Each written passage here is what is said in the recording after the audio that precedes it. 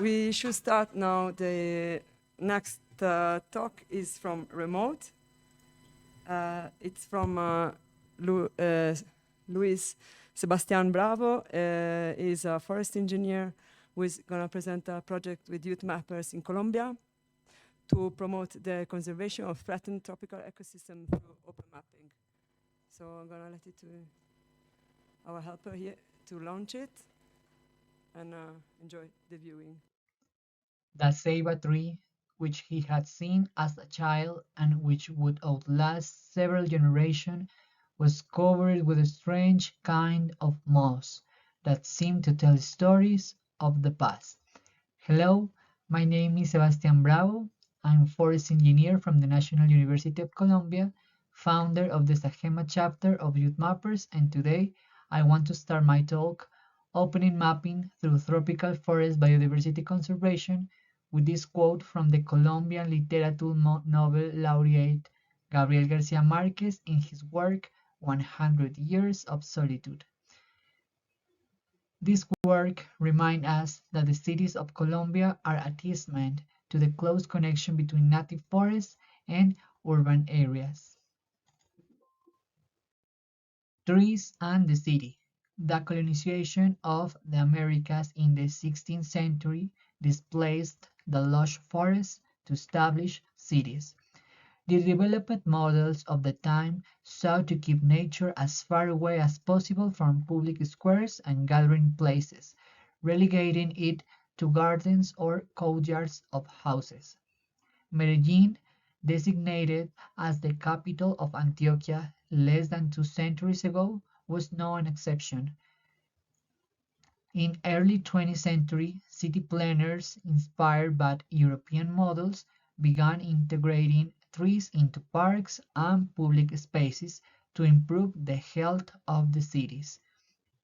The plant species selected for these urban environments not only beautified the landscapes, but also narrated and kept alive the connection between cities, dealers, and native forests, historically transformed and decimated amidst and constantly changing urban environment.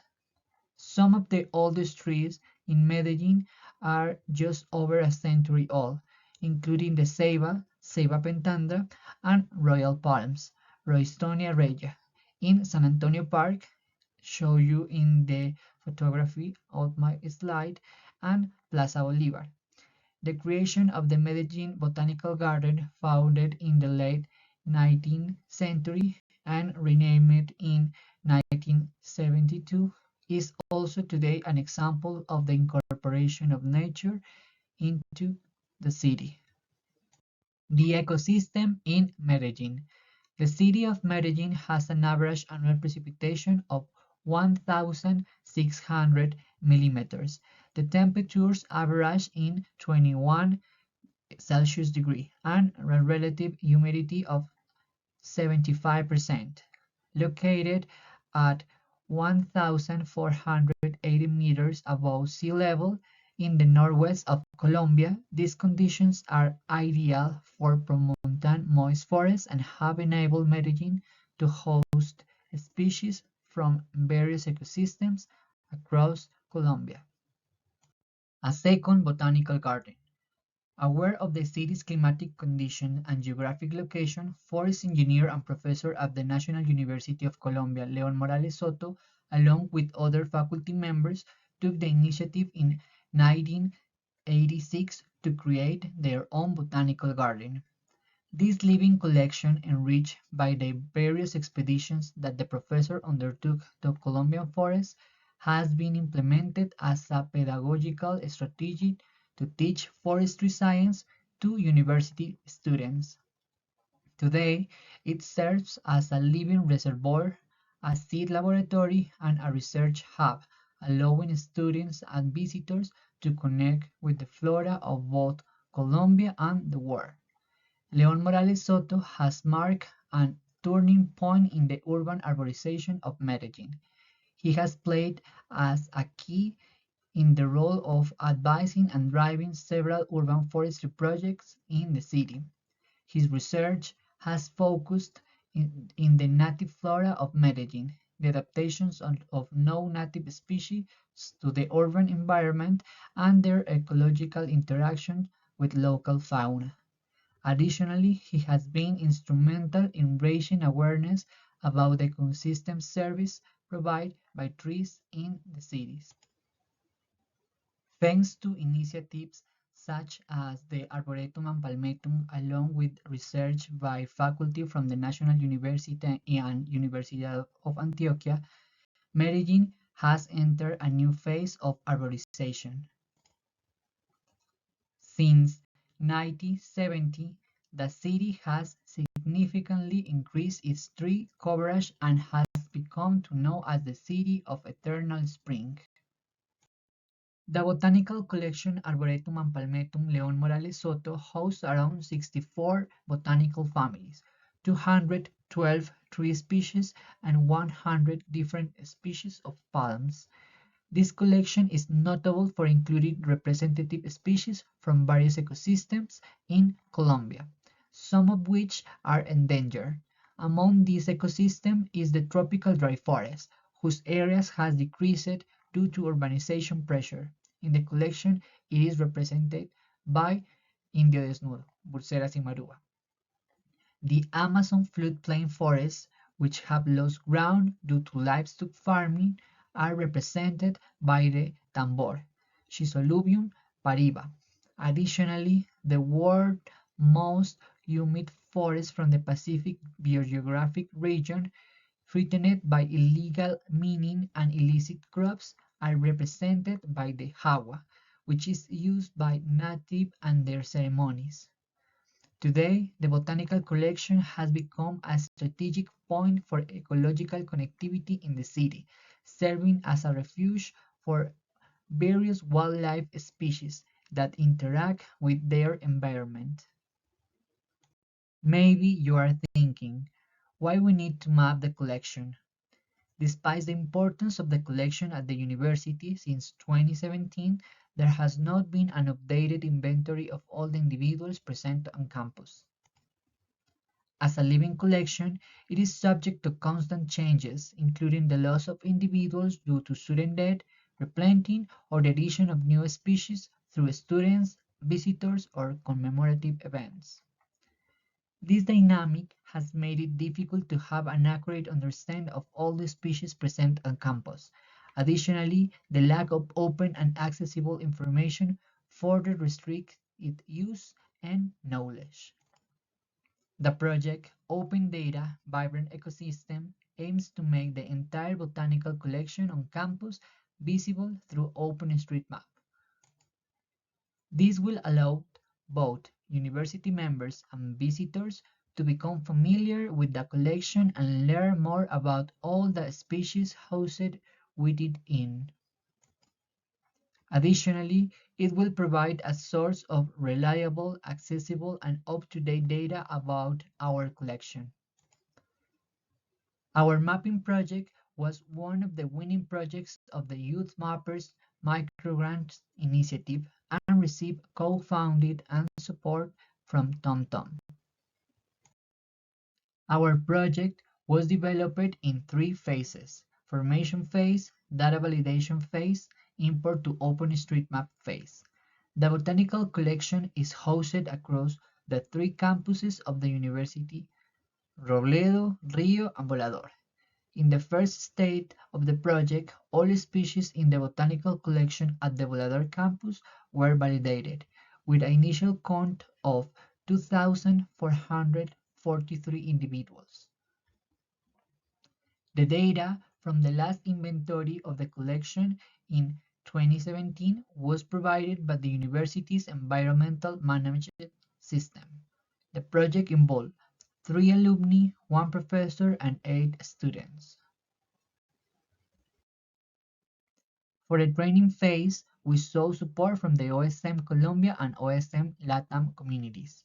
We selected topics we deemed crucial for the project development.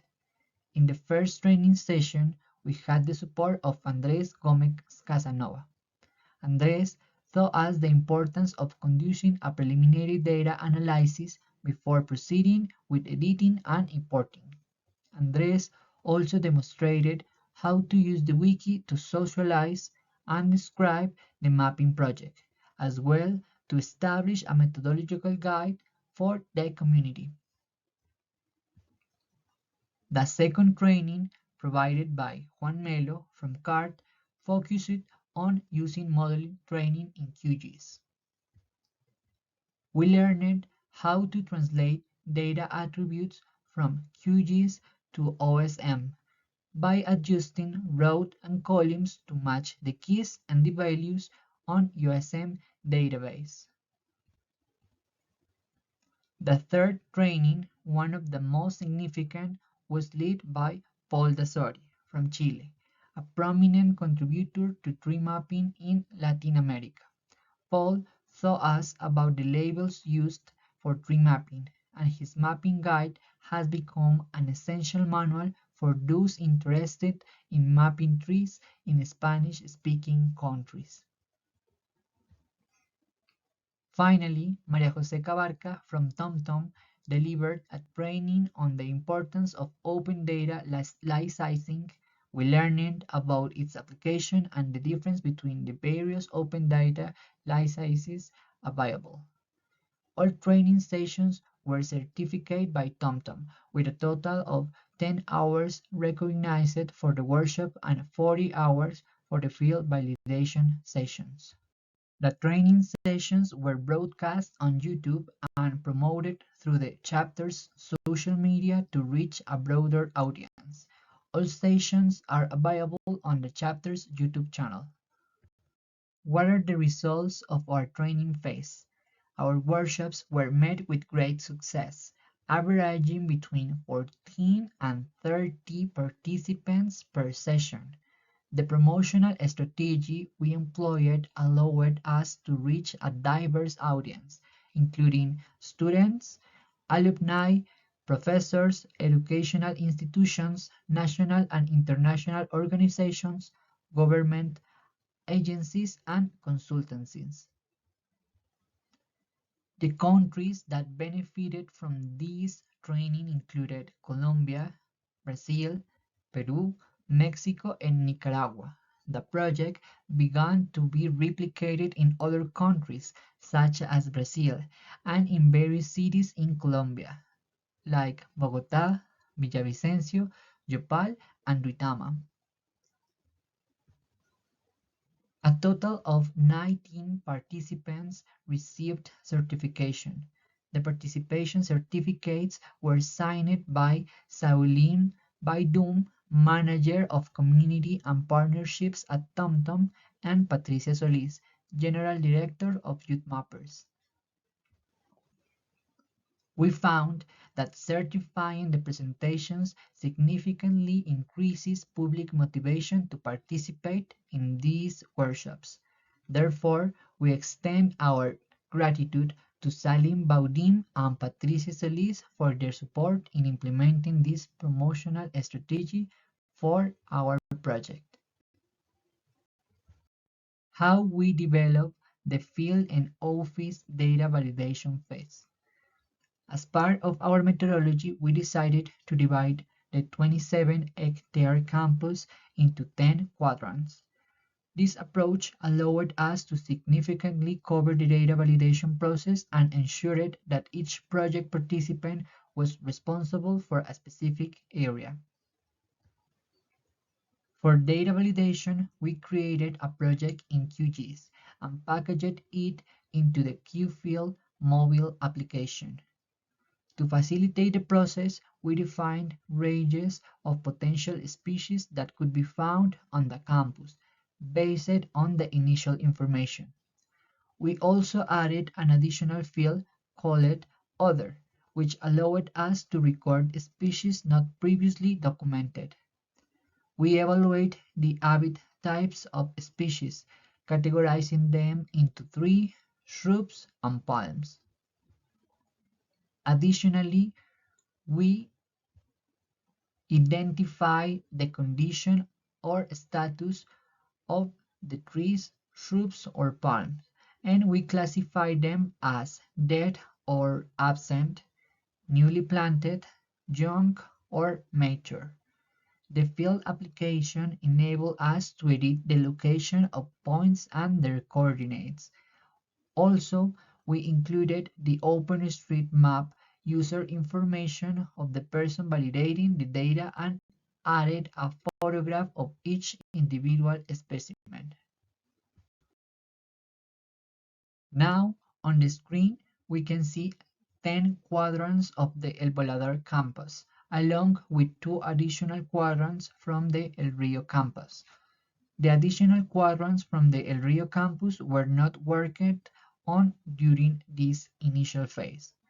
In each quadrant, individuals were identified by distinct colors to prevent data duplication. Once an individual was validated, the symbology was updated, and each point received a dark color marker. This approach was designed to facilitate fieldwork and prevent confusion for the validators. At the end of each workday, validators packaged the newly validated data into a zip file and sent it to the project director for inclusion in the main database. This strategy allowed us to continuously monitoring the progress of the work and the validated data. And finally, I'm so excited to share with you our preliminary results. After 4 months of work, and nearly 90% of the individuals validated showed that from the initial dataset of 2,443 individuals, we have now validated 3,024 individuals.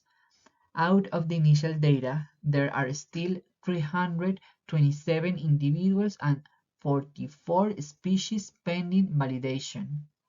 Additionally, we have added 908 new records to the original database and discovered 114 new species on the campus.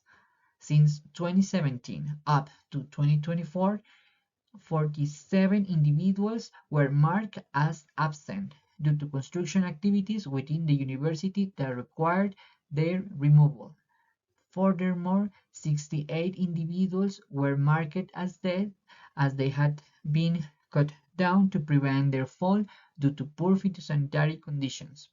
In terms of classification, 2,213 individuals were recovered as mature, 353 as young or medium-sized trees, and 16 as newly planted or recently introduced.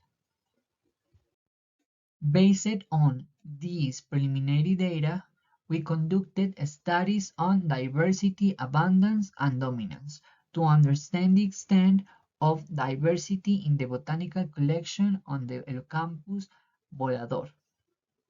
We found that species richness amounts to 482 distinct species recorded. The Shannon-Wiener index of 5.3 suggests a high level of diversity within the collection. The recorded number of species is well balanced with their level of abundance, including low dominance by any single species or group of species, as reflected by Simpson Index and Pielo Equitability Index. The Margalef Index, by the way, indicates high species richness relative to the sample size, with individuals distributed relatively evenly among species. This is further confirmed by Berger-Parket Index, which show a low value suggesting that no single species is excessively dominant. The final stage of this first phase involves data importation. To facilitate this, the team has developed a Python script that allows us to query species and add family information to the taxon tag in OSM. Incorporating this information to the OSM data will enhance the diversity details in our dataset. For the import process, we will use QGIS Model Designer to translate values from QGIS to OSM labels.